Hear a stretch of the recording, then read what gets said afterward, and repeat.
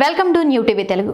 వారాహి అమ్మవారి దీక్ష చేస్తూ కోరిన కోర్కెలు తీర్చే తల్లి, శత్రువులకు సింహ స్వప్నం, ఆటంకాలను పటాపంచలు చేసే దేవి వారాహి దీక్ష చేస్తున్నారు ఆంధ్రప్రదేశ్ ఉప ముఖ్యమంత్రి పవన్ కళ్యాణ్.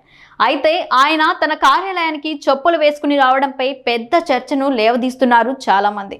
ఇంతకీ డిప్యూటీ సీఎం అలా చెప్పులు వేసుకురావడం తప్ప అంటే కాదని అంటున్నారు ఆధ్యాత్మిక పండితులు. వారాహి అమ్మవారి దీక్షాస్థలి వద్ద మాత్రమే పాదరక్షలు ధరించరాదు. అక్కడ అమ్మవారికి త్రికరణ శుద్ధితో పూజాది కార్యక్రమాలు నిర్వహించాలి.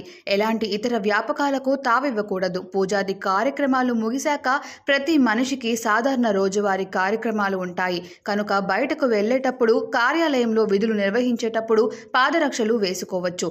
అయితే డిప్యూటీ సీఎం పాదరక్షలు వేసుకున్నారంటూ గత 2 రోజులుగా దీనిపై పెద్ద దుమారమే జరుగుతోంది. ఉప ముఖ్యమంత్రి పవన్ కళ్యాణ్ ఆధ్యాత్మిక పరంగా పూజలు, యాగాలు చేయడం ఇవాళ కొత్త కాదు. ఎన్నో ఏళ్లుగా ఆయన పద్ధతి ప్రకారం యాగాలు, క్రతువులు, ఆధ్యాత్మికరమైన నియమాలను అనుసరించి చేస్తున్నారు. కనుక చెప్పుల గురించి మాట్లాడేవారు ఇకపైనైనా మానుకోవాలని హితవు పలుకుతున్నారు.